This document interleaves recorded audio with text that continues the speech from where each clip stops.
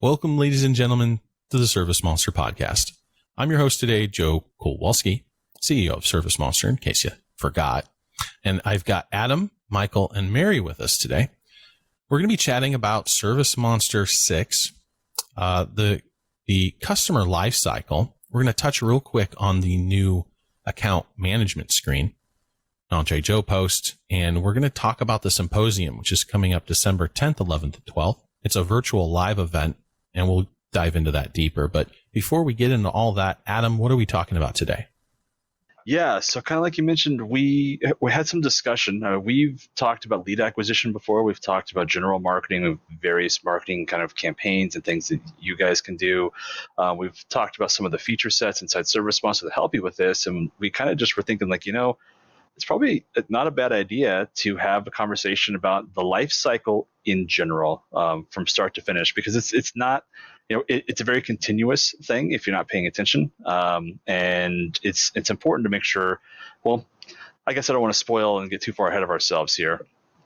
But if you were to just look up lifecycle management, there's actually a few different varieties, and it also depends on your industry. So don't get kind of caught up with, a SaaS or software-based kind of lifecycle. It's slightly different, right? Same idea, but just kind of one of those things if you guys are looking this up.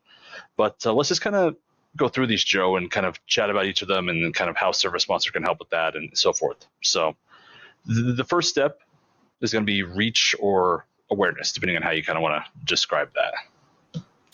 Yeah, I mean, obviously it's the front of your pipeline, right? Because what we want to do here is we want the 10,000 foot view. Bringing in leads and acquiring an audience, or for lack of a better term, right, a prospect pool that you can reach out to on a regular basis, whether it's an email list or social media, or maybe you're maintaining an audience through value content like ServiceMonster does.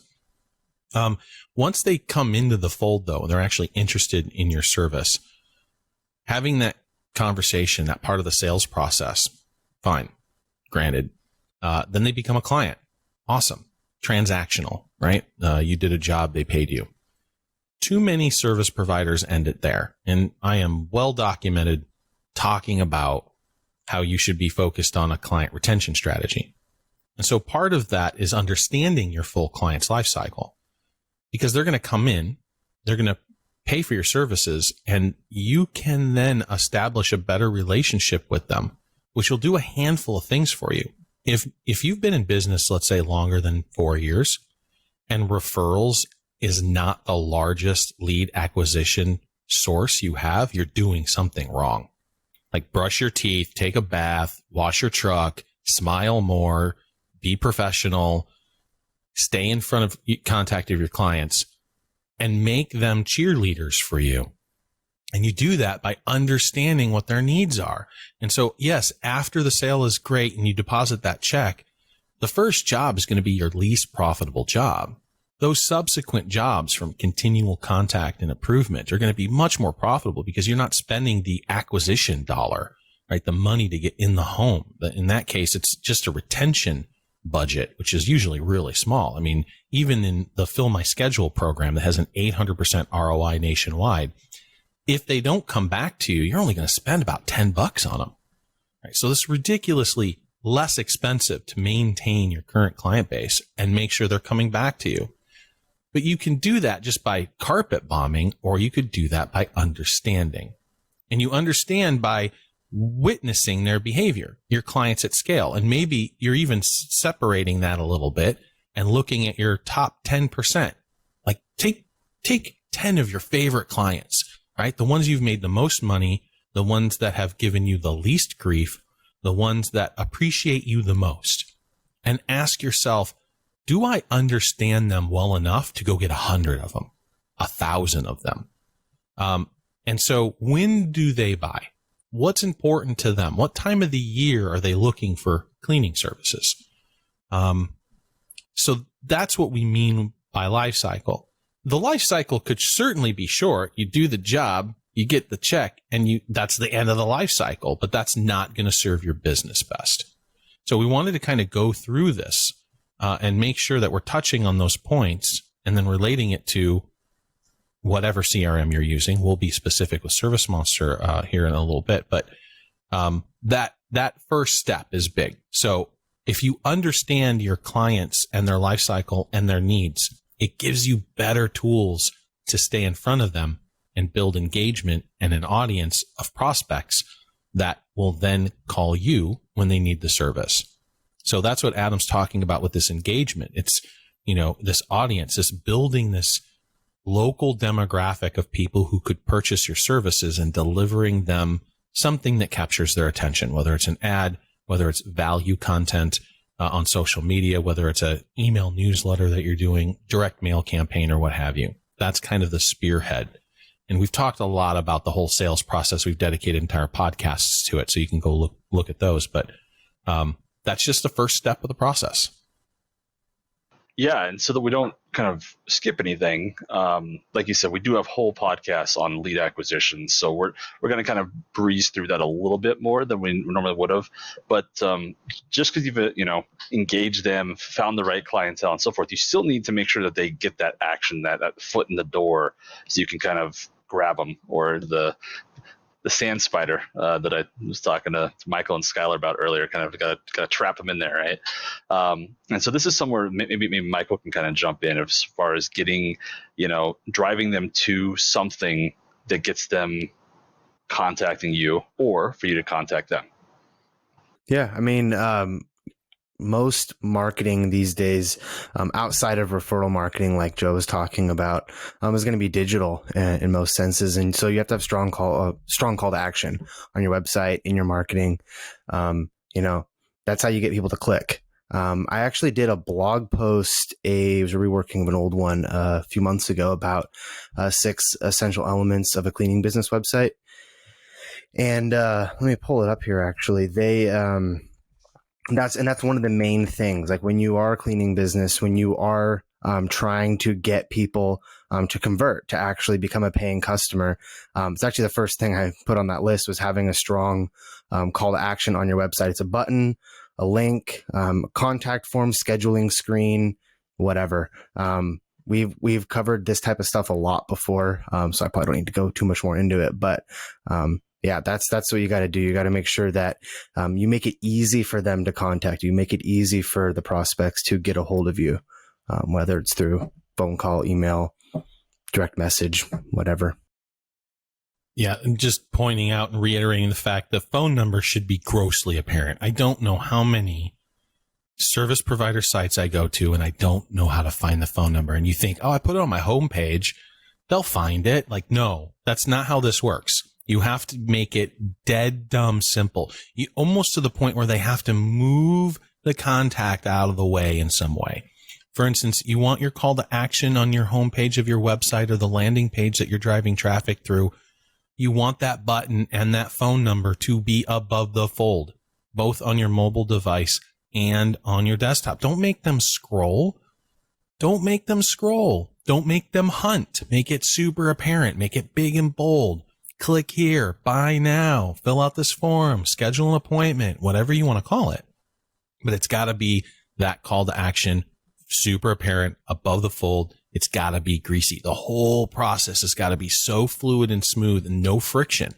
Anytime you have friction in that process, you're going to drop off. You're going to drop people off. They won't go through. And it might be minor. It might be only 10%. That could be 10%. Those people could have bought. Those people could have engaged your services. They need you. They're going to bounce to somewhere else. So make it super, super duper easy. And also make sure you're hooking up this stuff to your CRM. You don't necessarily, granted, if you're getting 2 leads a month from your website directly, yes, it could send you an email and you can handle it from there. But, if you're doing this right, you should be getting a good portion of your leads direct through your website at all hours of the day. And so that information should be pumped directly into your CRM so you know what's going on. The information's there. You don't have to rekey it in, avoid data entry mistakes and so forth. And you can do this in a number of ways. From ServiceMonster, you can use things like Zapier integration. We have a free web form that allows you to do basic scheduling and lead acquisition. You can hook up to third-party vendors like Responsibid and NiceJob for more complex selling process and maybe even an order form creation. So If you don't have this stuff right now, like stop the video, stop the podcast, don't listen to us for the next half hour and go do that. Take that time to go do that. Yeah, honestly, even just like you said, setting up a simple form that's, name and basic contact information and sending you an email. If you guys weren't doing anything, even that would give you a huge bump, because we've talked about, sort of that you need to pounce on that lead while it's hot. You do not want that sitting, even more than 15 minutes sometimes. Like, they could potentially be going somewhere else because they're probably shopping around. Especially if it's their first time, they're not really sure who they want to work with, right? They're like, okay, I'll give this person a shot. Becky downstairs said that they did a good job, so I'll try them out. Kind of things like that, and that also kind of ties in. It's like in this acquisition kind of conversion midway, but make sure you guys are answering your phones or just responding in general. We've talked about that ad nauseum. I think we had one where Joe just pretty much blared that goes out. Off. Yeah. It's stupid. Like, okay, I get it. We're salespeople, right? So when we reach out to you, fine. But we've done experiments. We've gotten local phone numbers, like let's say Seattle 206, and we'll make those phone calls. You don't know if we're a sales call or a follow-up call. The answer rate is 2%, guys. Like, think about that for a second. If all you do is regularly answer your phone and make yourself available to your prospects and clients, you are going to crush what everyone else is doing. Be available, be present, especially as a single owner operator. I get it. You don't want to pick up the phone while the truck is whirring in the background or Mrs. Joe's is giving you the stank eye, right? While you're handling business on her time. But let's face it, if you're not answering that phone, you're losing business and you're not responsive to your clients. Answer your damn phone. And this actually ties into last week with Pink Collars on, was if you're struggling with that transition into hiring a full-time office staff, because that is a big jump. Joe's talked about numerous times. Your first couple of hires, it's a little bit scary. There are these call centers out there that can help you kind of bridge that gap. Some are better than others, but they're there to help you make that transition and make sure that there's a warm body there. They don't have to know every single detail of the work like you do. I mean, some of you guys have been in business for 20, 30, 40 years. The amount of knowledge in your head about some of these, kind of obscure stains or how to, so forth, how to handle some, crazy delicate rug, that's not going to be known by everyone. And you guys know that, and it's hard to sometimes let that up. But that's not what they need right away. They just need a warm body to answer and for you to give them kind of a path to get to you, right? So then you can kind of show off that knowledge and skills that you guys have built up. So from there, a lot of you guys might be having kind of an in-person sales process as well. So, you've acquired that lead, you've reached out to them, you set up an appointment. Maybe you have, a quote kind of or on-site estimate beforehand, because you're still not all the way there. You still need to convert. So let's kind of talk about that a little bit, Joe. I mean, conversion is the sale, right? It's the art of the sale. And so the first thing you're going to want to do is get a hold of them, have a conversation. Part of this process can be done through automation, especially off hours. Some of it can be done through companies like Pink Collars. And Adam says not all call centers are created equal. That's true. I would say not all call centers are created equal. And then there's Pink Collars. Michelle does a phenomenal job at putting together teams that are going to represent you well and do their best to convert those jobs for you. So once they're on the schedule for an actual work order, not an estimate. Estimate's still part of the sales process. So if you're doing in-home estimates, you essentially have to close twice. The first close has to be getting the appointment for the estimate. And then the second close, of course, is getting the scheduled work to be done. Sometimes you can do that on the fly. Sometimes, you may break up your team or have, not necessarily have time to do the job on the fly. But in any case, somebody is going to have to talk to someone about what they want to do, when you can do it, and get that job booked. And again, we've talked about the sales process. We may want to dedicate a podcast to overcoming sales objections. That might be a good reference podcast. And if someone write that down this time so we don't lose it. We lost an idea last time, but it's just that dance, right? And it's about being empathetic and knowing what their needs are, but then holding your ground in making sure the scope of work and the value that you're delivering is recognized. And don't be catering to price shoppers. Don't, come in when they're trying to guilt you into a discount. But you've got to bring the value. Don't exchange hours for dollars, right? Don't build yourself as a commodity. Because look in business and in life, speed is the name of the game. So don't penalize yourself for being really good at your job. Which I see too many people doing, and just learn how to overcome those objections to close the deal. And then they go on the schedule. It's pretty simple.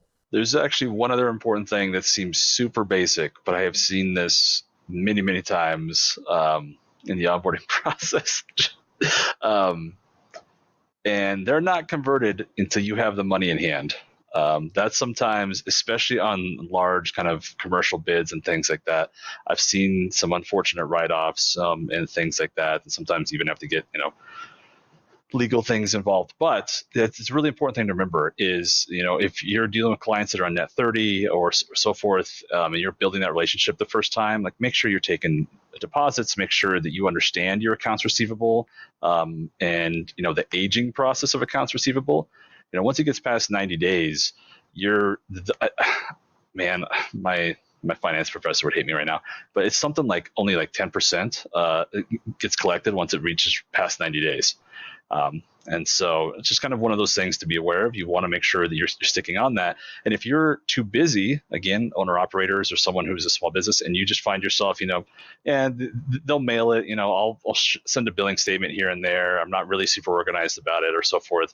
It's just money that you've already done the work, and you're not collecting on that. So just kind of one of those things. Definitely be aware of that and how to track, aging balances and things like that. So. Well, and the other good point to that is make it easy. Make it easy. Look, I am guilty of this. I am guilty of lagging on tasks that are hard and mundane. I hate it. Hate it. For me, it's about, I don't focus on the past. It distracts from the now, darling. You've got to focus on making it so easy that people like me won't procrastinate about it. It ain't about the fact that I don't got money in the bank to write you a check. It's that I don't know where my checkbook is because I don't write checks. It's not something that I do. So if you force me to write you and mail you a check and snail, I don't even have any stamps. Do you have any idea how difficult that would be? First, I got to find a damn checkbook. Then I got to find stamps. And then I'm going to actually sit down and write this out by hand.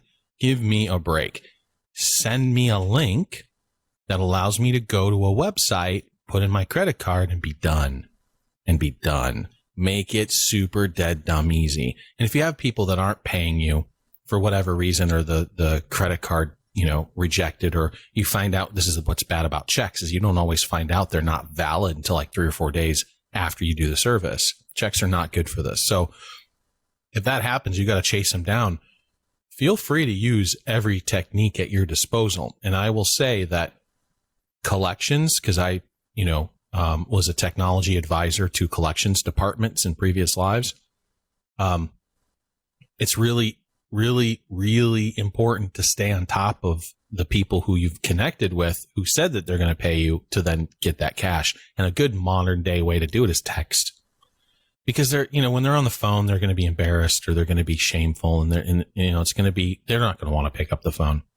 And if they haven't paid you, they haven't paid other people, which means when the phone rings, it's going to be 50% collectors, and they're just going to say, nah, I don't know that person. They probably want money, close. But if you send them a text, there's a bit of separation there. Number one, it says, I don't want to take your time, but I have to deliver you this message. And then oftentimes the guilt will prompt them into responding to you, saying, yeah, I'm sorry, let's get this taken care of, or give me a couple days, whatever. So use every means at your disposal, but make the process super easy for them. And the last thing about that is, we've mentioned this ad nauseum. Sometimes it seems counterintuitive because, every customer provides, revenue for you, but there are customers that are worth firing. And if you have to constantly have a write-off, or you have someone who has written a bad check, kind of the fool me once, shame on you, fool me twice kind of thing. that's why we have alerts on the account memo, right? You can write notes like, hey, don't ever work with this client again. And like I mentioned before, don't delete them, right? Don't delete the number out of your phone book. Don't delete it out of it. Write yourself a note, mark them inactive. If they call again, if you get a ping on that address, on the phone number or so forth, you have the information right there, because you're not going to remember all of your clients when you start getting up into the thousands range. Maybe when you pull up to the house, you might, but not necessarily on the phone call. So, and I see this a lot in maid services. Because let's say they get paid monthly or every visit or every 2 weeks, whatever the arrangement is. If you're supposed to have been paid, don't go back to the site and do more work. Don't do it. But I'm going to lose the client. You already lost the client because you're not getting paid. You're working for free. That's not a client. That's a bum. And you don't want to work for bums. So make that your stand. Mrs. Jones, our appointment's tomorrow, but I can't come out. I can't send anybody out while you have a balance. So let's get that taken care of. That's it. And if she's like, oh, I can't really do it. I'm like, okay, then we'll reschedule when you can. Let me know. And then fill that slot. This is why for maid services, maintaining a wait list is so important. It gives you power. It gives you control, because then you can fire those bad acting clients, those shady people. Right, the dude that hangs out in his bedroom too long while you're running around the house. It's not okay. And you should totally be able to feel comfortable with saying, I am not going back to that house and calling up the next person on your wait list to get that booked. It gives you the freedom to raise your prices, because if you lose 10% of your clients, you can go to the wait list and get them to pay the new prices. And so maintaining an audience and maintaining a customer life cycle and being in front of them and having people engaged, even if you're not doing work for them now, super duper important, because it gives you control. I'm going to go off on a super tiny tangent, and I promise you guys, we'll get right back. This is something, it's really all about setting boundaries, right? That's what this kind of falls under. And this is something I've seen a lot in a lot of personal lives too. So just kind of remember that too. Just a nice little tidbit of emotional knowledge, I guess, here from the podcast is make sure you're setting proper boundaries for yourself too in your real life. If you've got friends, family, whatever, who are taking advantage like this and constantly kind of, forcing you to work for free in this bad analogy there, but it's the same idea. So totally cut toxic people out of your life. There you You've go. got an empire to build. Absolutely. I love it. So now we can get to kind of one of the things we love and discuss all the time here, both internally on podcasts, on blogs. It's a big part of what we've built into ServiceMonster. There are obviously other ways you can go about this. Let's talk retention now. Client retention. I mean, staying in front of them, hitting them on the right beats. I usually like to base this off last invoice date. That's when your target is going to be most beneficial. Yes, you can do regular newsletters. If you're creating that kind of content, you can either do it direct mail or email. So if you're good at, writing blog posts or crafting a message that's interesting for your clients, that's certainly one way to do it. The hardcore way to do it is give them a thank you. And then from date of service, you're sending them a 3-month, not a reminder, not a request to do more work, but how about just a list of all the products and services that you offer? Because if it's one thing that we've learned is service providers are horrible about client retention strategies, number one. But number two, very closely related, very few of your clients understand all of the products and services you offer. If you're a carpet cleaner and they need their tile cleaned, they might not think of you if they don't know you. They'll call somebody else to get their tile cleaned. And guess what? That dude does carpet cleaning. You're now out of a client. You didn't even realize it. So 3-month reminder or a 3-month communication tool to say, hey, you liked what we did before. Here's a list of all of our products and services should you need them. 6-month. This is maybe a touch up. Hey, it's been a while. If there's been any accumulated dirt spills or stains, if a bird crashed into your window, if the kids ran by and flung mud on one side of your house, we'll come out and do a touch up for you. Maybe that's a reduced cost just to keep, the client happy. But I know as a father, if I pay for carpet cleaning, okay, and then let's say 6 months later, my dog pukes on the rug, I'm pissed because now I don't have a dog. I have a $300 liability. I paid for that carpet cleaning. He ruined it. But if you call me up and say, I'll come by and take care of that, it's like $50. I'll hit that spot for you real quick. Won't take me more than a half an hour. I'm yours for life. You solved my problem. And now my dog's my dog again. Till the next time he pukes. That's why we have farm dogs and not inside dogs. But you get the point. So, it's important to maintain that communication. And then you can fall into your normal reminders, 9, 12, 18-month reminders. Hey, it's been 9 months. It's been a year. It's been 18 months. Please, for my sanity, for my honor, let me come back out and take care of that for you. 15-month reminder, because you heard me skip it, right? 9, 12, 18 should be reminders. Your 15-month piece should be centered around the same thing the 3-month piece was. Hey, just a reminder of all these products and services that we offer. And then at 24 months, you should be delivering the message of we miss you. It's a Dear John letter. You haven't written, you haven't called. I'm so sad. My heart aches for you. Please, let's do lunch. Call me again. And that's it. That's the last time you really want to reach out during that client retention period. And the reason why 2 years is important, you can play with this number, but tile and grout and maybe air duct cleaning, you can go a little longer. But our data shows that after 2 years, the intrinsic value of that client has equal amount as a new prospect. So the chance of a client who used you 24 months ago coming back to you has the same likelihood of general population of acquiring a new lead and having them close. And so is it really worth the dollar value to continue to chase them? It can be argued, depending on the business model that you have. But you definitely want to cut it off at some point, right? You just don't want to keep pushing to dead air. So yeah, that's the cycle. So you got thank you, genuine give to give. You're not asking. 3, 6, 9, 12, 15, 18, and 24 months from the service date. You want to be delivering these messages to your clients, and that will significantly improve your repeat rate. Yeah, when this was first built, the main focus was on carpet cleaners, interior cleaning. And I've had this actual discussion with exterior cleaners. Well, the roof wash is more of a 2-year thing or so forth. Like if that, you guys are, that's not really the point. The idea is, the time breakdown is going to differ slightly from industry to industry. And you guys are going to know best of when that is to hit your clients. If it's a seasonal thing, what kind of demographics you're working with and so on and so forth. The important part is the actual actions that he's talking about and making sure that you're hitting those. So just kind of one of those, if you guys roll your eyes a little bit at some of the times, because I've had that discussion. So. Yeah, but I think they're missing out on an opportunity. Like if you do roof washing and you want to grow, caveat, right? And it's like, I do all the roof washing I want. Fine. Awesome. I'm not talking to you. Move on.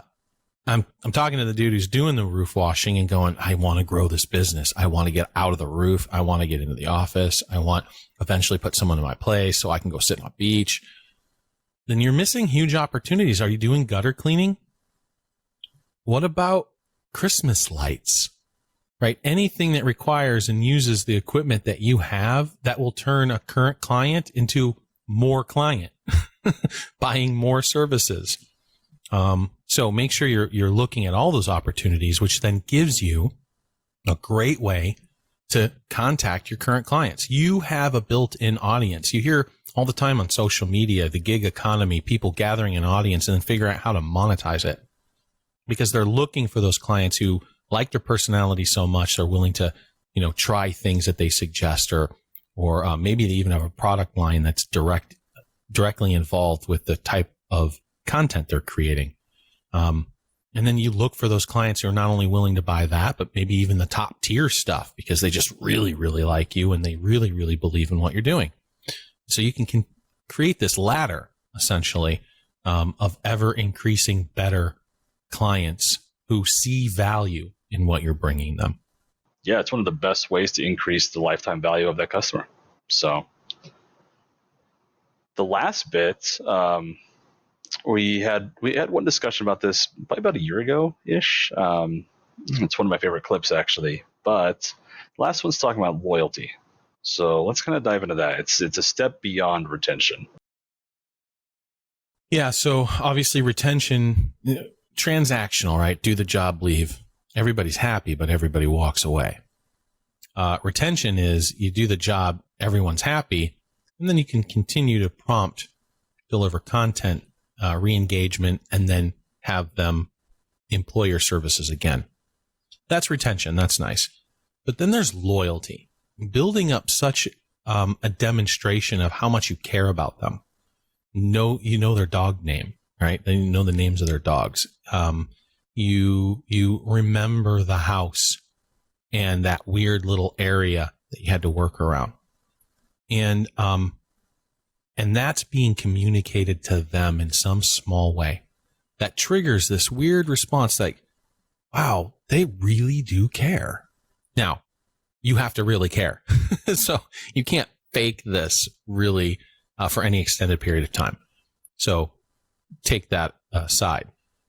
But as long as you really do care and you're communicating that caring to your client, that's going to start to build some fierce loyalty. Loyalty protects you from things like price increases.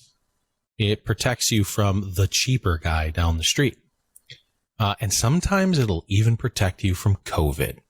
Again, we've seen maid services who got paid during the shutdown where they were unable to work because their clients didn't want to lose the spot on the schedule. And they certainly didn't want their cleaner to go hungry. And so that is ultimate loyalty. So working hard to demonstrate that you care and you understand, it's just good business. And your CRM is going to go a long way for this because of course you can't memorize 1,200, 1,400, 2,500 clients and every Sparky, Dutch, Duke, Max, like whatever they name their dogs, right? So notes are big deal. Memos are a big deal. Prompts, alerts, that kind of stuff. Your CRM should be able to help you through all that. Yeah, and we have custom fields. So if you have very specific things you want to track, I remember there was one that I've helped a few people set up, and it's just keeping track of the children's names for the family, and it's really just kind of so that 5 years down the road, you can be, oh my gosh, what college did Billy go to, or so forth. It doesn't have to be anything crazy. You don't have to dive into people's lives and stalk them on Facebook or something. It's just offhanded comments that happen with you or your technician on site. Boom, you can write a quick note, and it's in there. It doesn't hurt to stalk them on Facebook, though. If they're doing social media content, making themselves available, there's a lot of good info. I know our salespeople do it because they want to find out. Here's a real quick story that helps prove this point. I was training a new salesperson. We were like just a year in.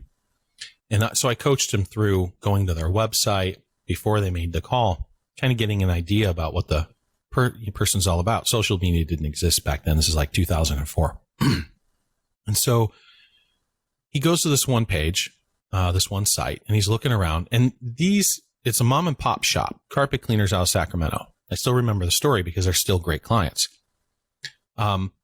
He's doing his walkthrough, and he's about a fourth of the way through. And he mentions their dog's name because this mom and pop had an entire page on their website dedicated to their dog. And as soon as he said their dog name, she said, "That's it. I'm done." He's like, "What?" And I saw this deer in headlights. He was kind of afraid. And she's like, "No. Anybody who take the time to know us that well deserves my business. Here's my credit card." Done. He hung up the phone. He learned a very valuable lesson that day. That's James and his wife are still great clients to this day for us. So paying attention, doing a little bit of stalking is okay. Don't be creepy about it, right? Like, don't mention their daughter's name or anything stupid. But you can gain enough information that will help you understand who they are and demonstrate that empathy. Another thing that might help too, we've talked about this a few times, is using service items. So you can track those kind of really specific parts of the home, when they've been cleaned, and what Joe has talked about, being the master, understanding like you're the one who understands their home like better than them. Like all that knowledge is on you. You've tracked it all. They trust you. Then it's going to help with that as well. So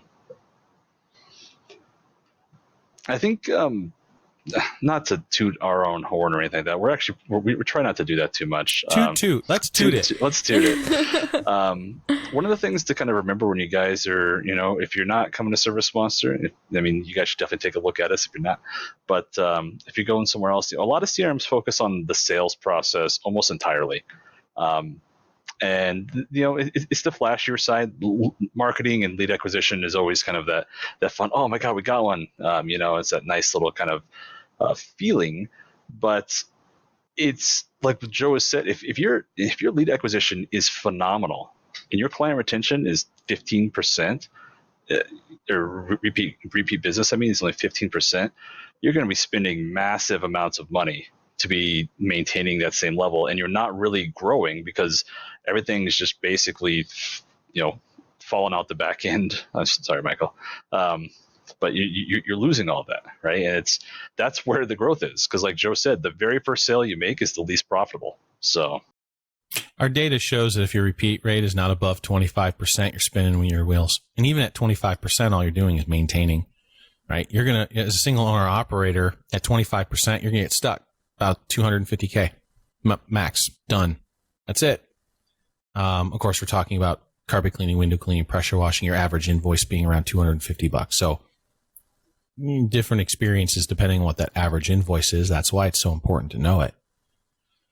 But, it's just about paying attention and, making sure you're hitting all those beats and paying attention to the entire life cycle.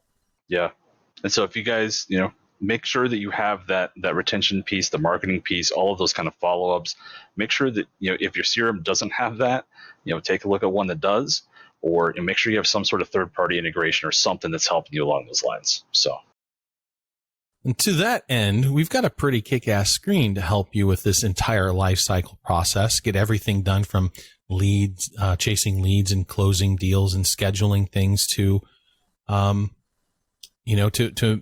that repeat rate, to that loyalty, those notes, and then really quick action. So Mary, why don't you take us through the account overview screen for us? Totally. Yeah. This is, give me just 1 second. All right. Totally. Yeah. This is such a handy spot to get a quick glimpse at kind of what's going on with the account. Who are they? What work you've done with them? So right here, just at the top, we can see the account name, the site address, as well as the account color coding, see where it is regionally compared to you. And this is color coded as well. So all of your residential accounts will have a blue band right here. If it's commercial, it will be green. Right down here, we can see the account type as well as if there's a balance on the account. And then under that, we see our account memo right away. So right when you hop in, you can see any notes that you've made on this account, such as awesome client or hard of hearing or anything that you'll want to see right away when you're about to give them a call or looking them up. So then right along the left-hand side here, we can see their contact information, as well as just general information about, the last time you worked with them, how much that invoice was, when they were added into the system, their lead source as well. And we can see our custom fields here as well. So again, right away, you can see that information that you've attached with the account. Then on the right-hand side here, we can look at all of the orders that are currently active on the account. So unpaid invoices, open work orders, and estimates, as well as you can see your open activities, any contracts you have set up with them, and any reoccurring appointments. There's a lot that you can do right from here as well. You can record payments, you can schedule orders, you can create new activities or new orders right from here, or mark them as complete if needed. So this is just a super handy spot to get a quick look at everything that's going on and kind of quickly do work on an account. Yeah, and there's another cool little trick too, is on the right-hand side, that little kind of collapsible window, we have kind of the miniature version of the dashboard. So if you navigate away, you can still have that. But if you open that back up and you toggle it to the news feed, you not only have, your kind of long-term information about the customer there, you have up to the second, essentially, what's been going on. So if you've got, if someone in your office has been typing up some notes, made some changes, you know exactly what's happening in there. So there's multiple purposes for being in here, and you have all of that at a snap glance. So yeah, and that news feed, that is your customer lifecycle.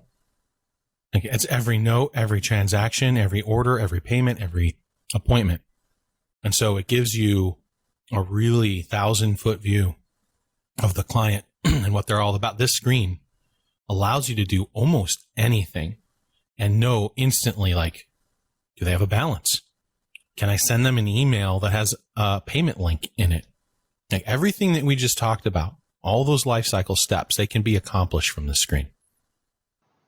Yeah, it's something that Joe and I worked on. It's still relatively new, and so some of you guys are probably still learning some of the interesting things about it. We have help documentation on it. We wanted to show it here a little bit, but yeah, guys, if your first instinct when you came to this was like, oh, it's new, oh my gosh, I hate it. It's different. I mean, it's like, yeah, okay, if you're in a routine, sometimes it's kind of a shock when something changes. But really take a look at this and kind of the actions you can do here and the information that it gives you. And if there is something you feel like is missing, don't hesitate to reach out to us. Believe me, it is never our intention to make your guys' lives harder. Our entire goal with everything that we do is to help you guys and to give this information and so you don't have to jump around the app and to find what's pertinent to you on that particular phone call or in that moment.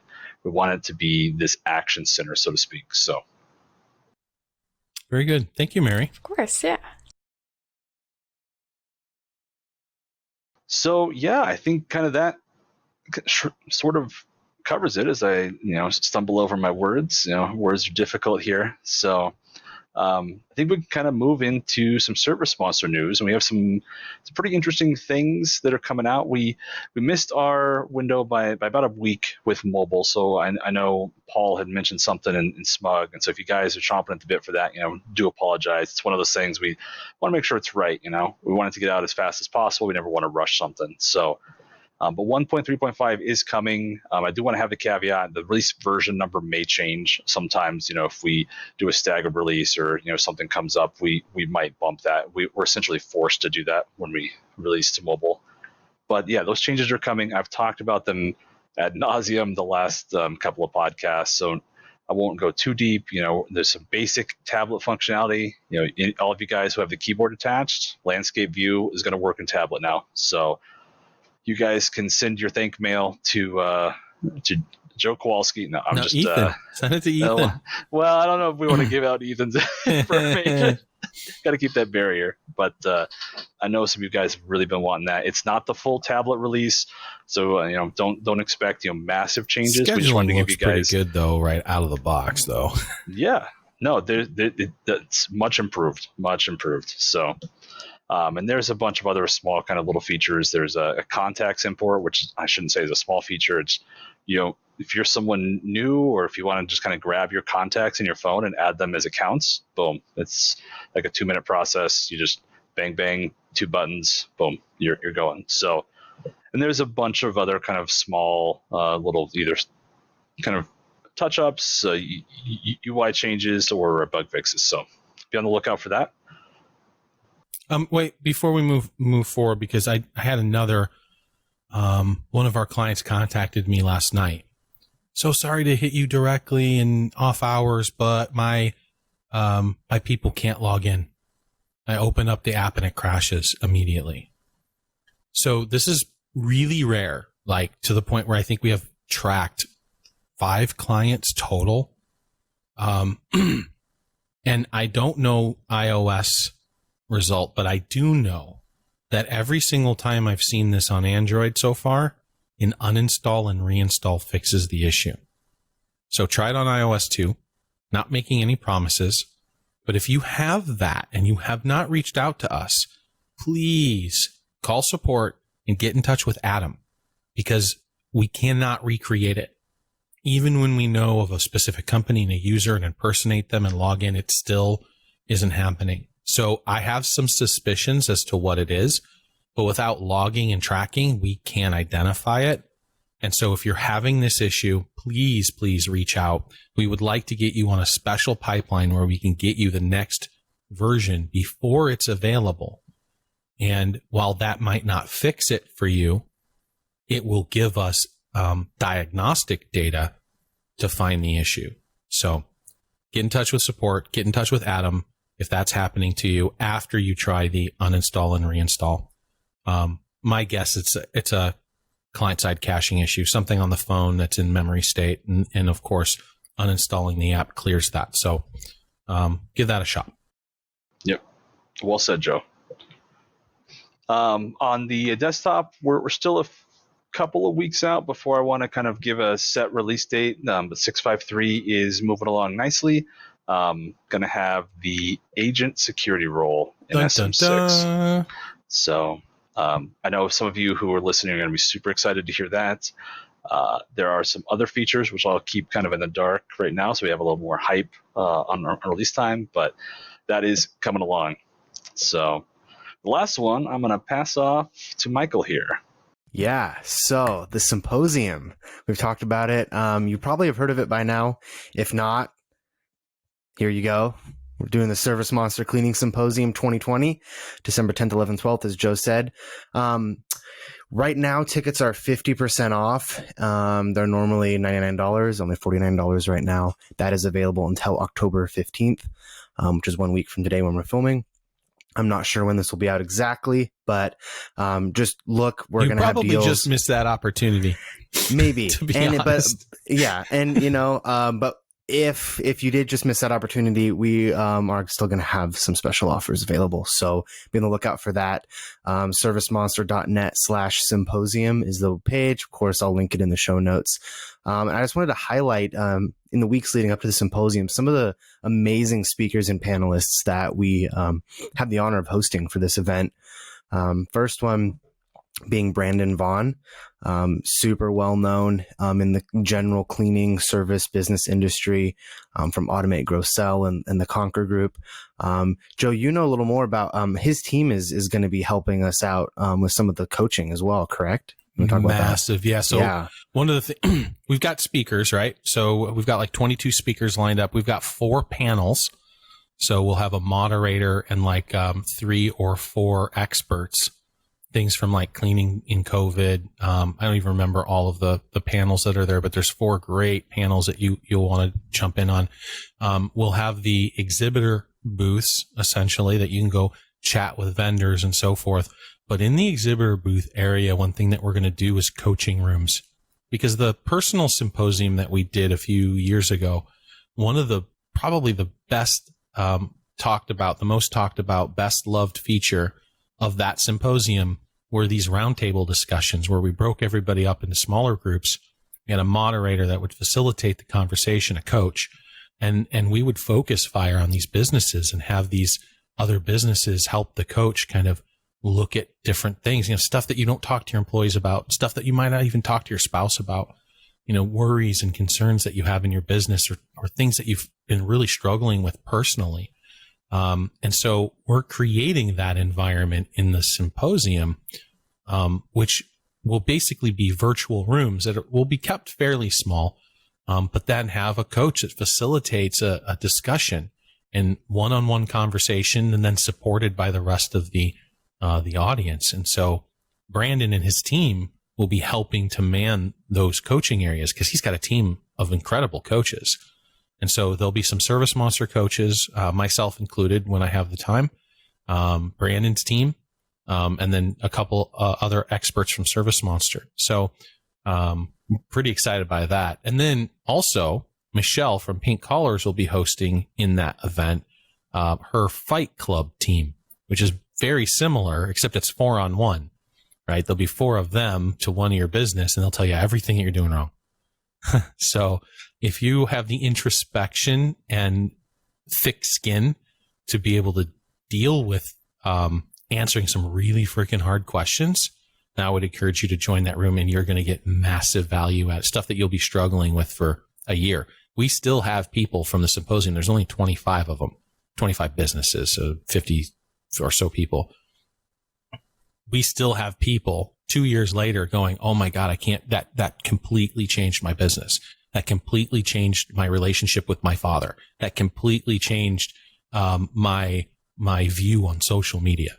Right. So, these are life-changing events. So yes, it's nice to go hang out and, interact with people and listen to these amazing speakers. But we want to bring as much impact as possible, which is part of the reason why it will not be recorded. You will not be able to see these speeches, these events, these vendors, these fight clubs, these coaching rooms after the fact. They'll be gone forever. It's volatile content. We're doing this on purpose to encourage live engagement. Otherwise, these trade shows have just fallen. They're not good, guys. They're not good. And we decided to bring back the Symposium because we're the digital giants in this industry. So we might as well show the associations how to do a real freaking show in a virtual space.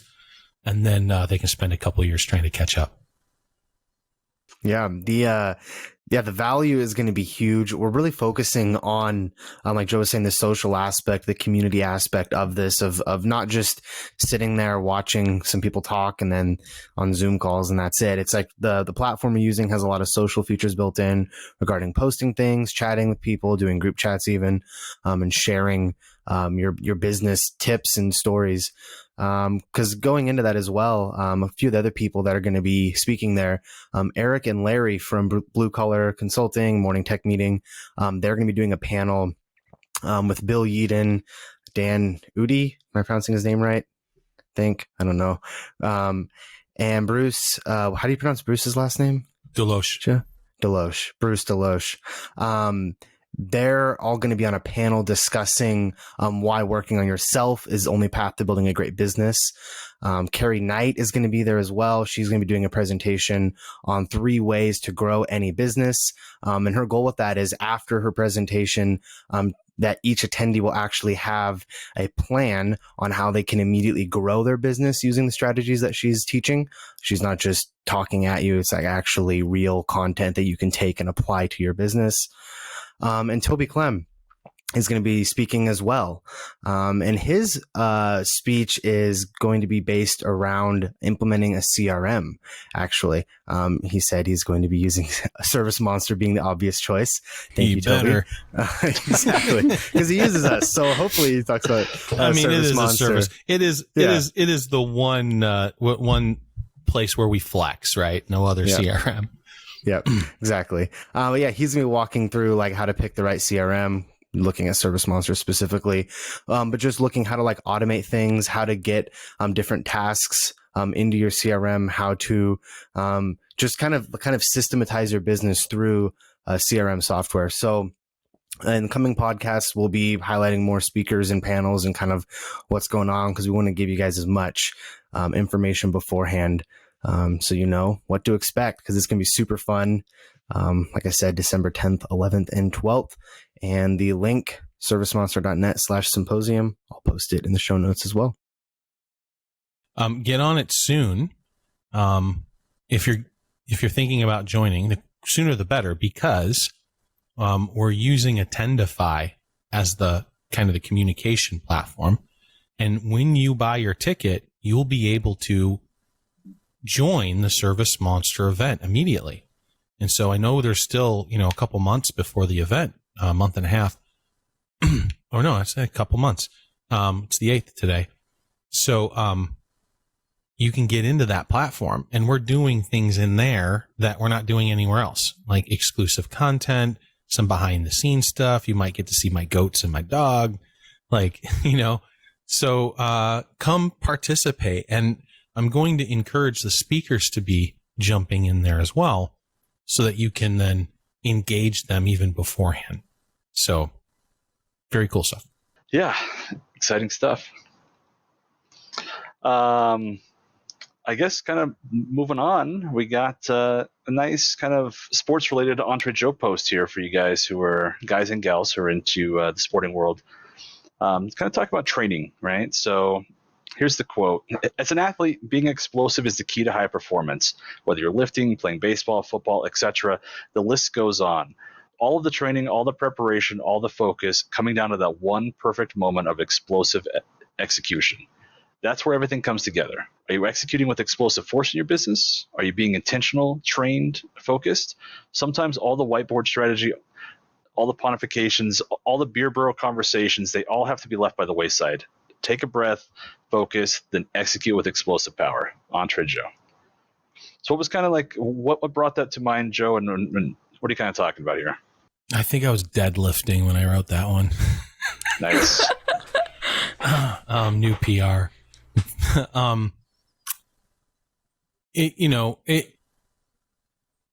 Opportunity and preparation, when those two meet, that's where all the magic happens. All of it. Because you can be as prepped as you want, but if the opportunity never comes or you don't seek it out and then take advantage of it, then the preparation's for naught. Like you can, okay, I'm never going to be an Olympic lifter, right? That's not why I lift. So the analogy is a little fuzzy. But if you really want to execute in your business, then practice and training is essential for being able to take advantage when the opportunity comes. The opportunity sometimes will be luck. Sometimes will be a result of other preparation. Like Michael and I don't think it's luck when leads show up, right? Because we talk about it a lot. We spend a huge amount of time, effort, and energy. We practice. We join social media platforms that we'll have no intention of building businesses on just to make sure that we understand them. Like we train.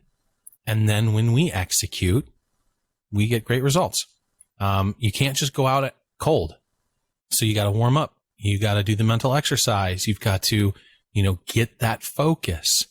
Hitting a 85-mile-an-hour fastball at 60 feet, 6 inches with a big ass wooden bat is not easy. The bat and the ball are both round. You do the physics on that. The amount of surface area that you have, a degree of error is ridiculous. But even in baseball, a 300, 3 out of 10 is exceptional, right? So you got to take those swings. I've said it before, like you got people who play it safe, don't really try that hard because they're afraid of losing. And so they'll only go for the ones they know they can win. So yeah, they may be 3 for 3, 100%. But I'll still take my 6 for 10 and my 4 losses any day, right? So it's that mindset of just knowing that you're never done, you're never resting, you're always training, you're always learning, you're always figuring out where the weakest link is, and then working on that. And like Michael said, and like what's going to happen at the Larry's and Eric's panel. I mean, you've got to work on yourself if you're going to build a great business. Well said. So I think we'll kind of close things off here with a couple of SMUG posts. The first one is, this has come up a few times. It probably comes up every 6 weeks or so, and there's going to be a few changes coming in the future. But Joel asks, anyone else having incorrect route totals being displayed in Schedule 2.0? And this was a feature, I think it's about 3 years. It was added to SM6. I know it was a big thing that the sales team had wanted. And there's always something that comes from this. And so we have kind of just wanted to take this opportunity to explain to you guys how the route totals work currently. And there will be some, things that we're going to be adding to that. So, Joe, do you want to take this one, or do you want me to go through it? No, I can touch on it. Okay. It is frustrating though when people assume broken versus lack of understanding. It's broken sometimes. Like, granted, I'll eat that. But sometimes it's just like, how much time did ServiceMonster spend thinking about this? And how many brilliant people did they have around the table? And how much feedback did we get from our clients? The answer to that question is all of it. Whatever we could get as we're building these features out. When we first released the feature, we have a very kind of a strict production code that says if it's not easy to explain, we probably shouldn't approach it that way. And this landed in this area. And the first attempt, following that, not having the data, but following that guideline, told us just add up everything on the route, which is what you guys expect. That's wrong. And so we were coached by our clients at scale that said, why do you have estimates in here? That's not money I'm going to make that day. Why do you have the full amount of the order when there's 2 appointments spanning 2 days? That's not fair. Like, I didn't make that money. And so we took great care to approach the next algorithm, which kind of goes like this. If the job or if the appointment is an estimate, we don't count it. Okay? Regardless of the order type, by the way. So the appointment itself, marked as an estimate, will not add that order's totals to the route summary. We also do a little algorithm where we determine how much can we apply to each appointment. If you've got a $300 order and there's 2 appointments across 2 days, each job will be responsible, or each appointment will be responsible for $150. And so that's the amount that will be applied to your route total. So there's 2 maybe not so obvious cases where the total might be different than what's in your head. And we've had this a lot. People come up and go, this is totally screwed up. And we'll go look and we'll be like, well, this order is split in half. And they go, oh, that makes a lot of sense. But the first thing is like, you guys totally screwed up. You know, maybe not though. Maybe it's just a lack of understanding. Again, hard. We don't want to make assumptions. We want things to be easy, but more than that, we want them to be accurate so that you can make intelligent business decisions. We have talked about adding a configuration screen to the scheduling option so you can decide that. Should we break them up per appointment? Should we include estimate order types? Should we include estimate appointment types? And so eventually we'll put that calculation in your hands and let you decide what you want to do. Perfectly said. The next one is from Matt, and he is redoing his entire website, which is great. I'm actually kind of want to. I'm actually curious. Yeah, I kind of want to go take a peek. It's just about wrapped up. The last touch is adding their get a quote, which we just talked about. You know, having that action form to dump the info into ServiceMonster as a lead via Zapier. He said that they've done this before for other CRMs. Just want what info do they need to provide? So kind of let's just chat about the options. Well, actually, you know, interesting enough, we kind of mentioned them before, but why don't you just mention again, Joe, what are the options that a user has when they are in this situation? Yeah, so I'll do easiest to most difficult, maybe even most costly. So the easiest first step is not automation. I wouldn't necessarily suggest it unless you don't know how many leads you're going to get and you suspect it's going to be a really small number. Because the very, very easiest way is to create a form on your website that then just emails on submit the data of the form. That's easy. You can Google that anywhere. Your webmaster should be able to whip that up in 10 minutes. And if they can't find a new webmaster, you have a form and you just email it. Like, it's not hard. Actually requires no code, to be honest. So that's step one. That just gives you an email, though. It doesn't tie into your CRM. You're going to have to do double data entry. Your email might not be the best way to ping you. The next best way and next easiest way is to put either a button or a pre-created web form from ServiceMonster. You can find this in the marketplace. It's a free service. Marketplace, and then go to web form, and you can choose some options. It could be a basic lead capture, name, address, phone number, maybe capture lead source. That's optional. From there, you can also add scheduling components so they can self-schedule, and it'll block off times on your schedule that aren't available. It won't show them the job or anything, obviously, but not make it available for them to schedule. And so that's pretty easy because it's a copy and paste from the marketplace configuration within web forms and then pasting it somewhere on your Wix or WordPress or I never remember what we use. What do we use, Michael? Webflow. Yeah. And we've done a lot of research on that. And I love Webflow. The speed is incredible. It's much better than WordPress, much less tangled than WordPress. Michael's able to do almost anything. And if I hand him actual code, he's able to snap it in. So, pretty cool stuff. We encourage you to check those platforms out if you're looking at building or rebuilding your site. But you just take that snippet and paste it in. You can do it two ways. So the form shows up directly, which keeps them on your site. Or you could do it the way all of our competitors do it, because we offer you this option as well and put a button that takes them to our site. This is great for us because it helps with our SEO, which is why our competitors only offer this solution. But as always, we want this experience to be about you, not us. So you can do the button, help us. That'd be great. Or you could do the form, help you stay on the site. So that's the second option. The third option is also still ServiceMonster exclusive, and it's through Zapier. This gives you almost unlimited potential because you can do some really crazy stuff. I've referenced it before. I'll do it again. We have a client who's been learning how to code for the last couple of years, and he hooked the damn thing up to Alexa. So you could be like, Alexa, while you're shaving in the morning, I need to schedule a carpet cleaning. Oh, I have one. Here's the carpet cleaner. When would you like to schedule it? And that shit will go shbing right into ServiceMonster. So Zapier's incredible.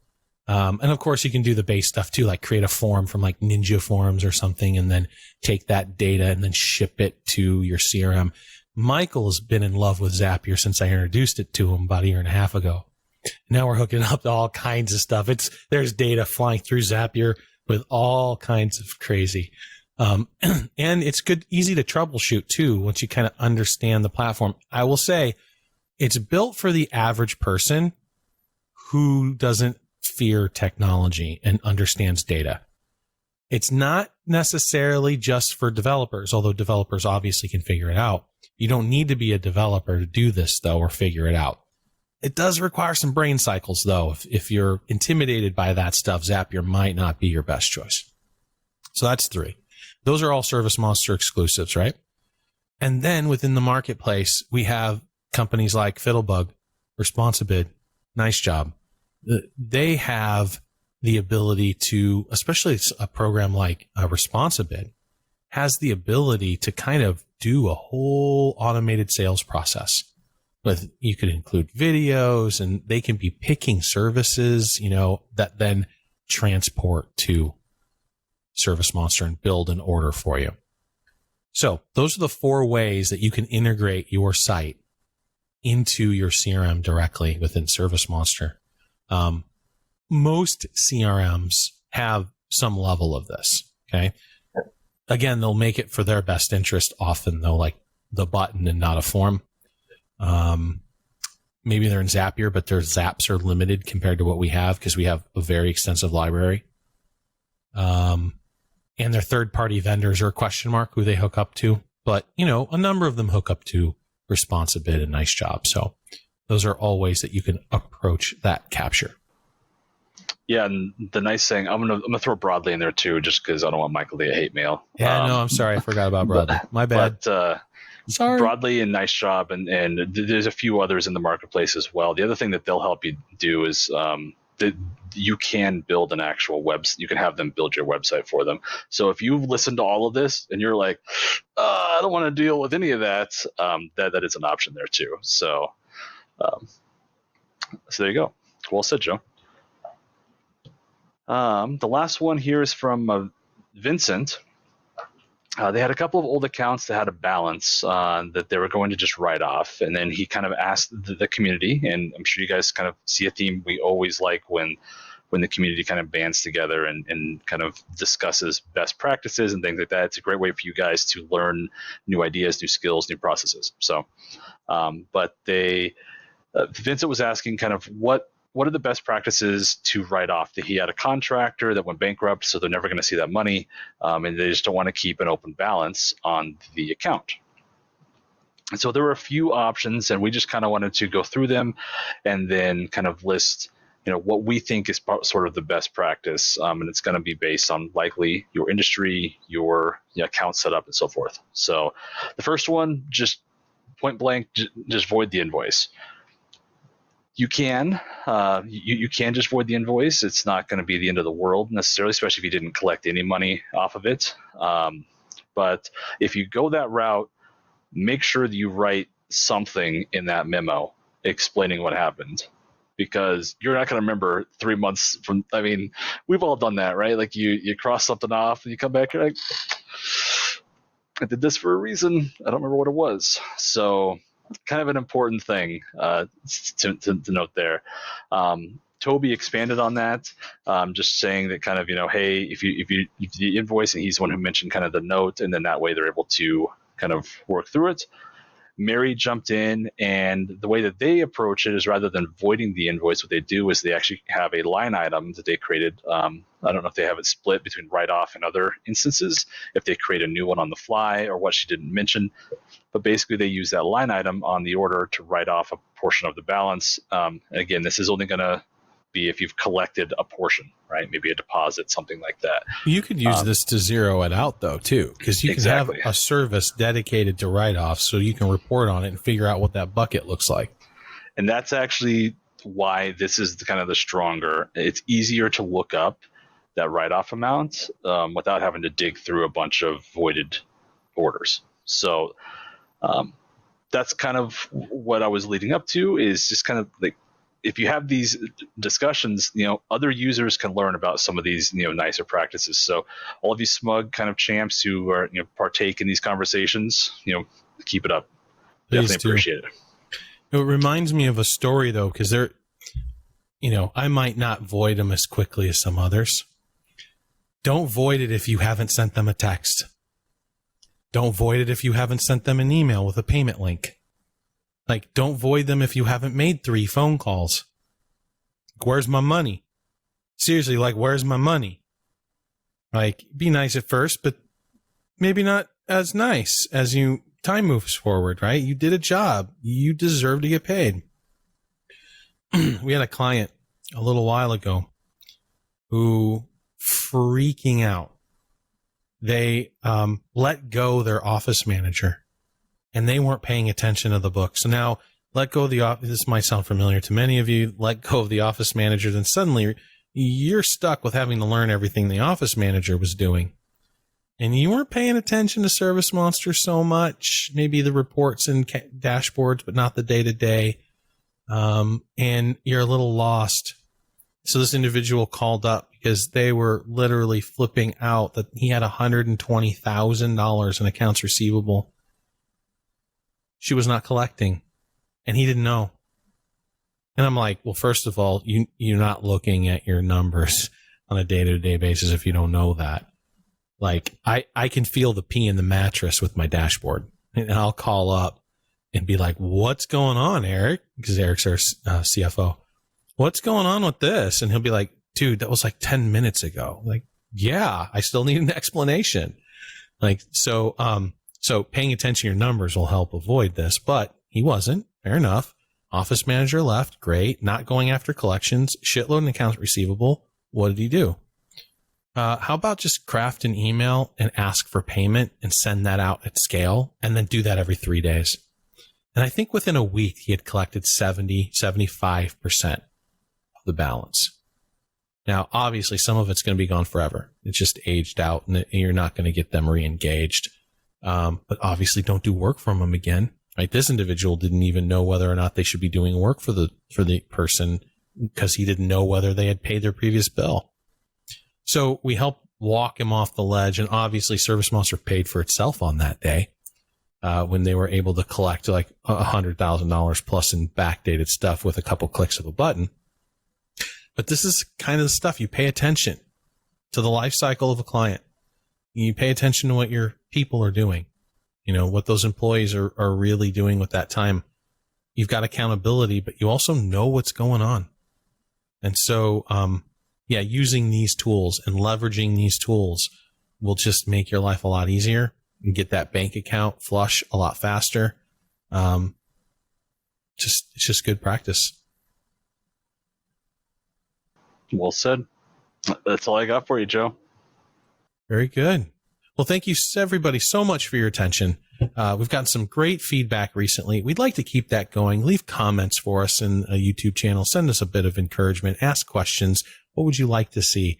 We've got a decent format now, but without feedback, we're just guessing. So feel free to engage. If you haven't checked out ServiceMonster yet, please go do that. And if you haven't at least looked at what we're doing in the symposium, click on the link in the show notes and go check that out, because I'm very excited. That is going to be an amazing show. And we've got gifts and prizes that we're going to be lining up and incredible main stage events. Just from a technology point of view, you should come watch, because if we fall on our face, it's going to be spectacular. It's going to be really like a show. But if we pull off what we're targeting, you'll have never seen a live show like it. And especially those main stage events. So we're very excited. Go check those out. Until next time, everybody, be safe.